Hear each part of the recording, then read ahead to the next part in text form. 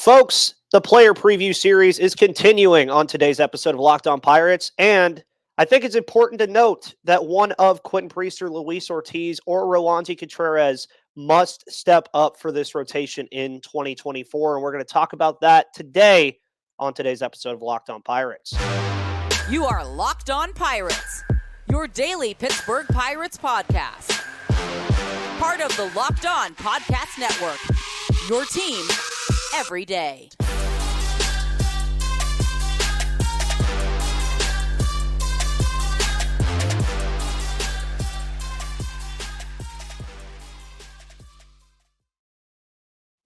And welcome back, folks, to the Locked On Pirates podcast here on the Locked On Podcast Network, where it's your team, your Pittsburgh Pirates, every day. My name is Ethan Smith. To my right, as is every Monday when we are 5 days a week, is Gary Morgan. By the way, as we always do on this show, we're always reacting to everything in the world of the Pittsburgh Pirates, analyzing it, giving our opinions, and pretty much everything that's going on. It is February 5th. Gary, which means we are just inching closer and closer and closer to pitchers and catchers reporting to spring training, to the person that commented on my Twitter saying the Pirates still need pitchers and catchers. Well, they have them. They will be there in Bradenton in 10 days, 9 days, something like that. But Gary, how are you doing on this wonderful Monday morning, sir? I'm good. I'm getting antsy for the things to get started. I'm kind of tired of drumming up ideas for what to talk about. I'm ready to see some baseball.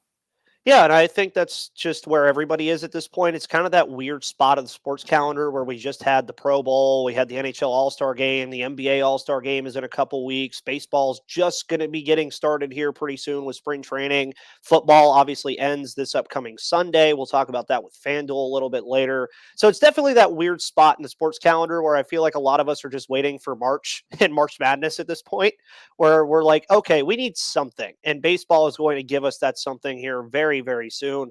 On today's show, though, the player preview series continues. You guys seem to enjoy the first couple of episodes about Mitch Keller, Marco Gonzalez, and Martin Perez. You guys go check that out. Obviously, the cards will be on, I think it's in the top. I can't point in the right direction, but it's going to be somewhere on your screen if you're on YouTube looking for the cards, and then I'll also put them in the description of the show so you guys can go find those on YouTube and all of your podcast platforms. So when we're talking about Quinn Priester, Luis Ortiz, and Roansy Contreras, Gary, I think it's very important, folks, that remember that these guys are all under the age of 25, which I think Ortiz is the oldest of the three at 25. Mitch Keller, for instance, took until age 26 to finally have what I would call an elite season. 2022 was pretty good. He started showing those flashes after coming out of the bullpen and getting sent down and all that stuff. But 2023 was really the year, Gary, where he cemented himself. And I've seen people give up on Quinn Priester, Luis Ortiz, and Roansy already. And that's just bad practice, in my opinion, to give up on these guys after really, if you combine all of their stats together, it really only equates to maybe a season and a quarter. Like, it's not really a lot at all. And one of the things that I found interesting, and I want to start with Luis Ortiz, because I remember on this show a while back, Gary, I believe you said that Luis Ortiz of this group probably has the best chance to really take that spot. And a lot of people looked at his campaign last year and said, yeah, well, Luis Ortiz didn't do all that great. His fastball lost some velocity. It lost some of the spin. His run values were all pretty much negative except his off-speed run value. But then you look at the statistics that he had, and you look specifically at the ERA, which a lot of you who listen to this show uses like your godsend statistic for pitchers. And he was a 4.78 ERA guy over 15 starts. Now, albeit that was only in 86 innings, but that's not the worst ERA in the world, Gary. And for Luis Ortiz, I mean, I think it's pretty clear what we want to see from him is we want to see the velocity come back and kind of gain some control and command on his pitches and not walk opposing hitters so much. So with Luis Ortiz, what do you think is the expectation for him, not only going into the season, but spring training, especially being part of kind of this trio that's trying to figure itself out and where it fits? I mean, for one thing, I don't think that Luis Ortiz had a new issue last year. I don't think he's one of the ones that should be targeted as Marin screwed him up or something. He came up here and looked great because he was placing his fastball. And then he stopped placing his fastball and he got hammered in his last start. That was his cup of coffee. He never would have gotten that much of a cup of coffee had he not looked like Nolan Ryan for a couple games there. That's what everybody remembers, and that's why everybody thinks last year was such a big fall off. Really, all he did is come out and do the same thing. Even the velocity drop, largely kind of made up. He's still hitting 98 at the end of the year. Yeah, he pulled back on his own to try to get a little bit more control of that fastball, and it rendered it useless at times. There's a dance he's going to have to learn. It's in there. You've seen him do it. Mm-hmm. It's just, it doesn't come together for everybody that quickly. It just doesn't, especially a young power pitcher like that. He's learning how to control things himself. You know, he needs more to go right this year. I think he's the leader in the clubhouse, if only because he gave them valuable innings last year. That whip was frightening. He has got to be able to get the ball over the plate. Yeah. And for people also concerned about the drop-off, obviously you guys know that I love StatCast. It's like my favorite thing now for some reason. Like I literally can look at StatCast pages all day. You look at 2022, and I mean, he pitched 16 innings in 2022, so some of it is inflated. But his fastball velo was 98.4 on average that year. 83 percentile last year and 95.9. So we're not talking about a massive drop off. Like it's not like he was throwing 92 or 93 trying to place the fastball and really struggling with it. And the one thing that I also think is very important to remember about Ortiz is he's going to elicit ground balls as well. He did that at a very good rate last year, Gary. I mean, you look at where he was in that department, 48.5% of the time is what he was doing with the ground ball percentage when he was allowing contact. And really, when you look at Ortiz as well, I agree the whip has to come down. It was a 1.13 in 2022. It was a 1.7 last year. That's just not an acceptable number at any rate whatsoever. I do think that you would also like him to miss a lot more of that hard contact. But I think these are also things that in spring training we're going to look at with Luis Ortiz and say, okay, how's he going to navigate this? Now, obviously, it's only spring training, so you could take it with a grain of salt all you want. But I really think that these three are in a legitimate battle in spring training to see what's going on. And that's excluding the guys like Jared Jones and Skeens and the other guys that we might see. Yeah. Or even Bailey Falter or, Peralta or whoever you want to talk about. Yeah. They're all going to be in that mix. But ideally, these three are the dream scenario. You'd want these three to win it. You'd want one of these three to win it. Luis Ortiz, to me, he's got options. It's not as though he has to make the team. I think out of the three, he's the one that you can easily point to and say that's a major league arm, 100%. Like, so you at least think this is a guy that you could transition to the bullpen at worst, should he not pan out as a starter. So Luis Ortiz is a guy that you're certainly not going to just get rid of. You want more from him, and I think his story is going to unfold over a couple seasons. Roansy, he's the perilous one. Rowansy's the one that has no options. Rowansy's the one that probably doesn't have a bullpen future if he doesn't make it, because right now he is somebody that lost velocity, and really nobody has a good reason for it. Yeah, and I think Roansy is probably, of the three as well, the most interesting of the three to speak about, and we'll talk about Roansy here in just a moment, folks. But before we do that, we're going to talk about FanDuel. Well, it's officially Super Bowl week, folks, and a lot of you might not like the matchup, but I think this game has the potential to be great, and it also has a potential to be great at FanDuel, because happy Super Bowl to all who celebrate from FanDuel, America's #1 sportsbook. If you're like me, Super Bowl Sunday is all about scoring the best seat on the couch, grabbing your favorite football snacks, and placing some super bets. I've already told you guys with the FanDuel reads that I think the over on this game is going to hit easily. I also think that any of Christian McCaffrey or Travis Kelce anytime touchdowns, you might as well just go ahead and book those and put them in your parlays. And FanDuel has so many ways for you to end the season with a W or 2 or 3. Not only can you bet on who will win Super Bowl 58, which, by the way, it's crazy that we're at Super Bowl 58. But FanDuel also has bets for which players will score a touchdown, how many points will be scored, and so much more. New customers can join today and get $200 in bonus bets if your first bet of $5 or more wins. So just visit FanDuel.com/lockedon to sign up. That's FanDuel.com/lockedon and make every moment more with FanDuel, an official sportsbook partner of the NFL and an official sponsor of the Locked On Podcast Network. And folks, also don't forget that Locked On has launched the first ever national sports 24/7 streaming channel on YouTube. Locked On Sports Today is here for you 24/7, covering the top sports stories of the day with the local experts of Locked On, plus our national shows covering every league. So go to Locked On Sports Today on YouTube and subscribe to the first ever national sports 24/7 streaming channel.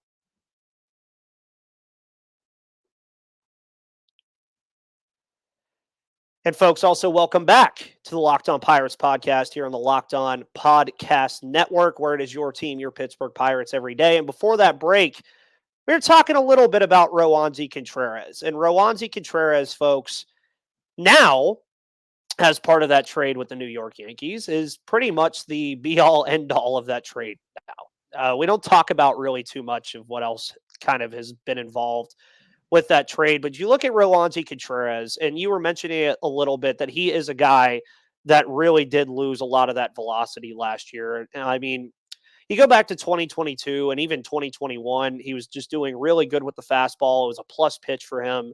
And then you just saw the velo drop to the 54th percentile in all of Major League Baseball. It was a pitch that just was not a plus pitch for him anymore. He wasn't striking guys out like he used to. His walk rate was also bad. His hard hit rate was bad. There was just a lot going on with Roansy last year. And people, I do think, definitely hit the panic button when he was being just sent down and down and down and down. But I think there was a good reason for that. And I do also find it interesting that throughout this offseason, we haven't really heard much on the Roansy front. Now, I don't know if that's on purpose. I don't know if that's just coincidence that we haven't heard anything, but there is going to be a spotlight on him. Gary, you've mentioned it countless times on this show that he is a guy that is out of options. He is one of those guys that if it does not work out, and you mentioned probably not the brightest future either in the bullpen, and we've already seen that, your only real option at that point is the dreaded 3 letters DFA. And for a guy that, I mean, is only 24 at this rate, is he really going to pass through waivers for you? I mean, now obviously is he going to? I don't probably think so, even with his struggles. But that's where it gets really interesting with him, because what happens if it doesn't work out for him? Right. And obviously you're going to be filled with what ifs all the time when you start talking about some of these young pitchers and how they onboard and everything. But if I told you the Pirates had in place a deal for a guy who 2 years ago pitched in 21 games to a 3.79 ERA and gave 95 innings to his team with 86 strikeouts and 39 walks, and then just had an inexplicably horrible year last year.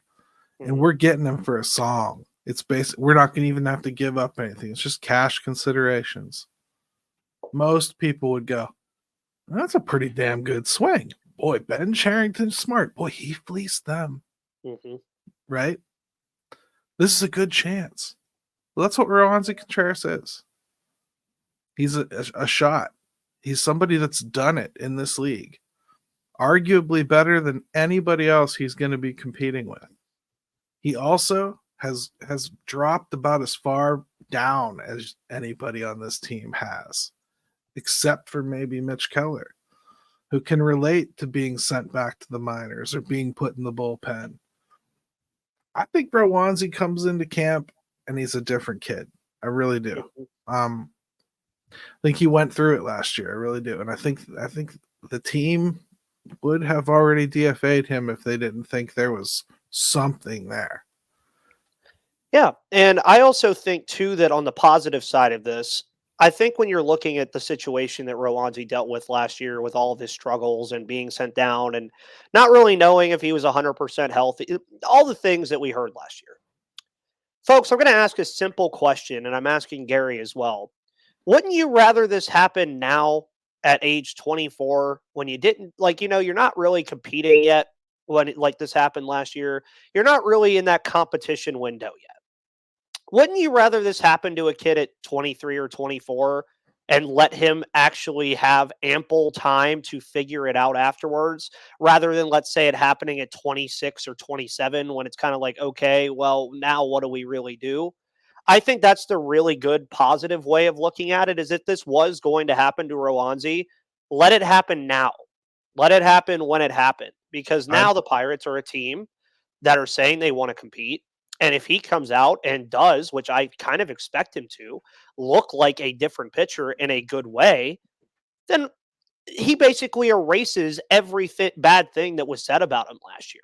If he comes out and plays well, I think most people would just kind of throw that out the window, put it in the garbage bin on their computer, and just be done with it. And I think that's a good way of looking at it. Ideally, he'd have options left. That Yeah. said, when he got dealt, part of the reason he got dealt was because, he was up against it on this control stuff. And Yeah. that's the way it is for a lot of international signings. That stuff's eaten up a lot of the time by the time you get to decision making or debut time. That's why it's so hard. He's going to get a shot. He should get a shot. I'm just saying if he doesn't make it as a starter, I don't know that I see a bullpen future for him. So I don't think so either. I genuinely don't think so either. I just don't think his stuff really has bullpen potential because you look at a guy like Ortiz, going back to him for a minute, the velo is there. If you're putting Ortiz in the bullpen as like a long relief option or even a short relief option if you want to, you look at what he offers and you're like, yeah, that can translate to the bullpen.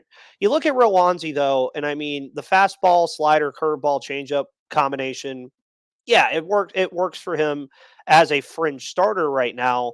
But you also look at just how he pitches. I think it's a feeling. I think more than anything of like if he was in the bullpen for an extended period of time, I just don't think that there's really a spot for him either. Because I'm talking about the bullpen on tomorrow's show, and this bullpen with the signing of Chapman suddenly became a massive strength. Now, I'm not saying you don't want to have like a lot of players in that area because injuries do happen. But there's a lot of guys there that I would pick over Roansy in the bullpen too.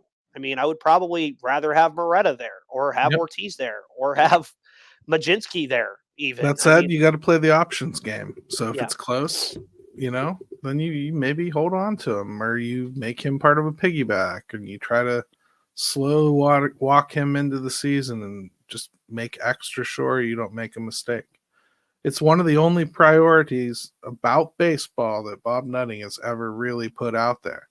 He is tired of seeing our pitchers or hitters go somewhere else and take off. So I would think his GM is probably not inclined to just jettison some guy who was really, really good just a year ago. Mm-hmm. Yeah, and baseball as well, folks. We all know this. Baseball is a game of patterns. It's a game of trends. And like you mentioned, if you just took Roansy's name off of it, like if you just took the picture and the name off of there and you looked at the 2 seasons that he's played full, you would say, yeah, this guy could probably be in the middle of like where he was. If you tell me this year that Roansy literally hits his career average ERA of 4.87 and performs well, gets some control on his pitches and stuff like that, I think as a back-end rotation piece, I think the Pirates and the fans are probably like, yeah, I'll take a guy that has a 4.87 ERA and isn't walking guys too much, is the number 4 or 5 starter. They've paid $8 million or $8 to $10 million for that level of service before. Yeah. I think that we sometimes take one bad event from prospects and then we just want to wash away everything good they did. Yeah. There is a reason they were highly touted. You usually aren't going to give up on a guy after just one try or one crack at it. It may take an injury for someone to get another shot, but we should probably talk about the third option here, Ethan, because we'll eat up all the time otherwise. Yeah, right. And we'll talk about Quinn Priester in the final segment and tie all of this together in just a moment.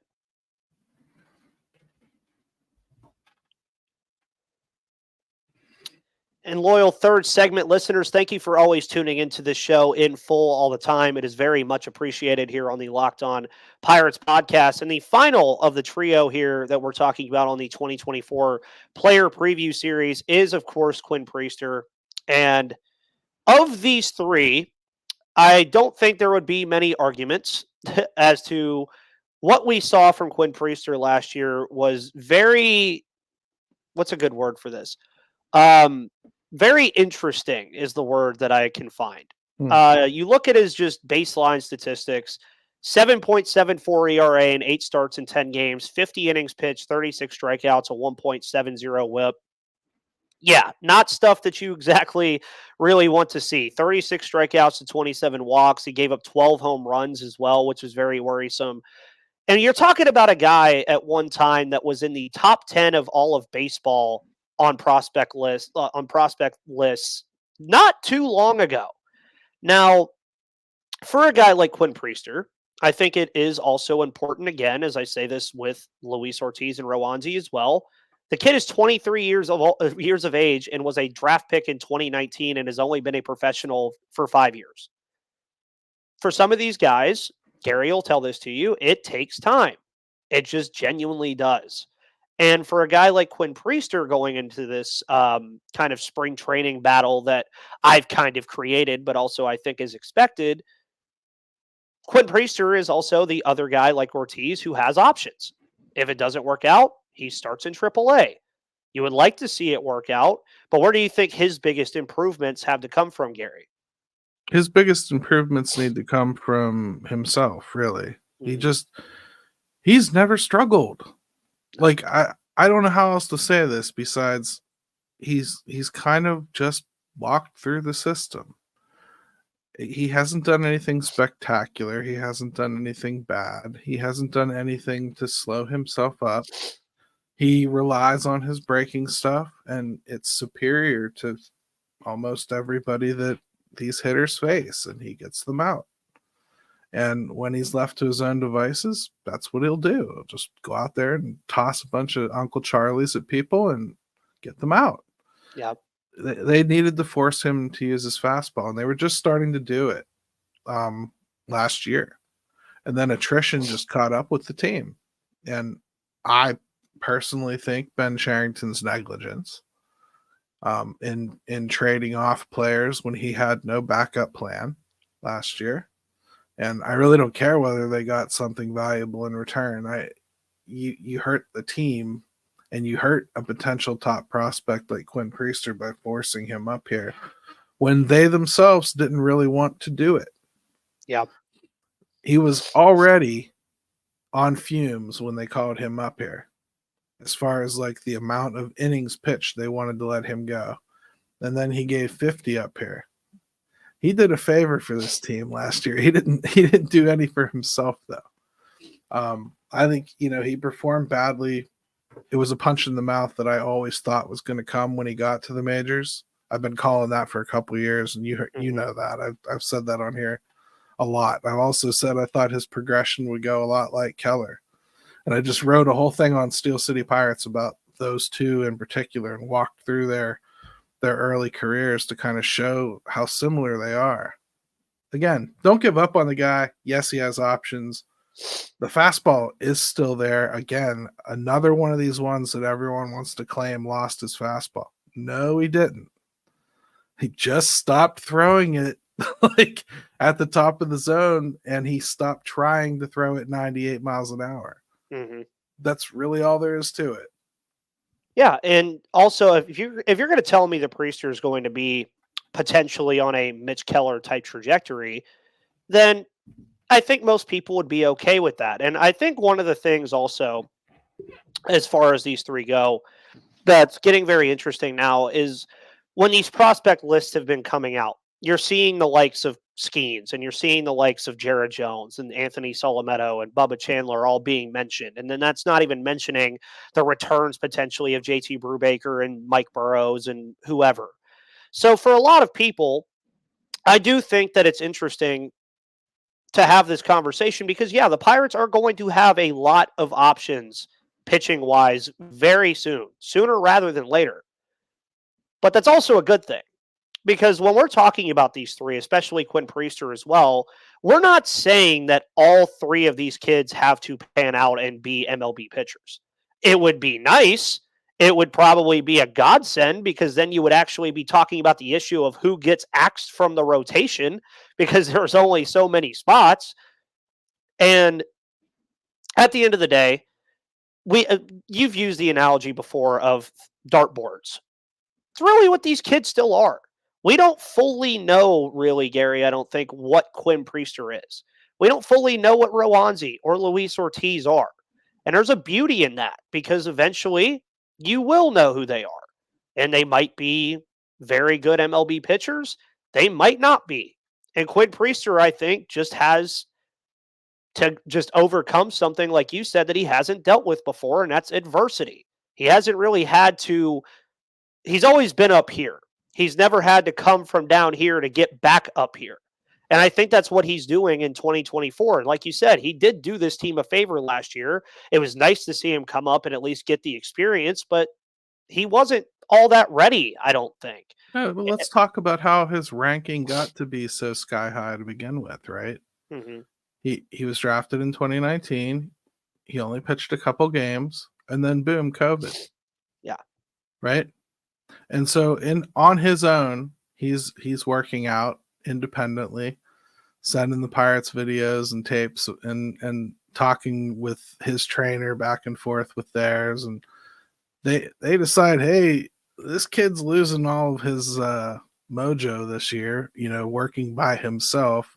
Let's bring him to the Altoona Circle over here. Let's go ahead and abuse this system they set up, where all these players are supposed to go up there and be able to fill in at the major league level for guys. And they drop them over in Altoona, and Baseball America's bored. Yeah. They don't have anybody to cover. So they go, oh my God, they must think Quinn Priester can help right now. And they're getting great reports about his fastball spiking at 98. We didn't know he could throw 98. Oh my goodness. Yeah. Let's rank him higher. And then he goes flying up this board because there's no draft either. No. And even if there is, you can't watch him play. They were bored. And they raised the ranking on this kid. All that stuff is just nonsense. Have fun with it if you want. But yeah. God, stop making it science, people. It isn't. It just isn't. No. And even arguing with that as well with a lot of these prospect rankings is yes. And we spoke about it on the last show. It's important that the Pirates are heavily there in the prospect rankings. There are guys that are good that are there. But again, it is not the be all end all. If you ever want to, folks who are listening to the show still, have fun with this and see the point I'm making, go back 5 years to 2019 and just look at the top 100 prospects on whatever list you want to look at and tell me how many of them actually turned out to be quality MLB players. Chances are, and I don't know the exact number, I would say not even a 10th of them are probably, actually no, I'll say like a 7th or an 8th of them probably are not either one, not playing anymore, or are career minor league players. It's just how the process works. And that's where I think also that the evaluation process on guys like Quinn Priester, on guys like Roansy, and on guys like Ortiz is important to remove that and just evaluate them as players. And that's what the Pirates are going to do here. They're going to evaluate these kids as MLB pitchers who they see a lot of future with still. Because as Gary said, they could easily have said, yeah, Roansy, bye. They haven't done that. The Blue Jays haven't done that with Alek Manoah. Similarity there. I know Roansy's not Alek Manoah, don't get me wrong, or hasn't been yet. but they've both proven at this level that they can do it. Luis Ortiz has done it to a capacity. If you want to argue it, Quinn Priester kind of has too. He showed a little bit last year. Yeah. And I think that's the beauty of where this team is now, Gary, to end the show, is now we're not talking about guys having these amazing stats in the minor leagues anymore. We're talking about what they're doing at this level now. And that's the point of this retool or rebuild or whatever they want to call it. That's where we're at now, is these guys might end up working out, and then everybody that wants Jared Jones up here so badly might have to wait because there might literally not be a spot for him. And I'll tell you what excites me, Ethan, and I know it's going to suck for people to hear, but next year, we're not having this conversation. Next year, we're probably going into off season thinking we have 4 spots of that rotation filled. Mm-hmm. At least. And we've got Oviedo coming back. Like, I think next year, much different conversation. This year, their words made the expectations crazy. Yes. And that's one thing to end the show. Keep them to that, folks, because they went out and said it. Thank you guys for tuning into the Locked On Pirates podcast here on Monday, February 5th. You guys are the best podcast listeners that a podcast host could ask for. By the way, you can follow me on Twitter at MVP_Ethan. Follow Gary at GaryMo2007. Make sure you check out his 5 thoughts at 5 today over at Steel City Pirates. I'm also working on some more pieces to go on that website as well. You can find this show on Spotify, Odyssey, Google Play, YouTube, or wherever you get your podcasts. Check out the Pirates Fan Forum on Thursday as well with the live show. Audio drops on Saturday. We'll be here 4 more times this week. So until then, folks, thank you so much, and I'll see you on the flip side.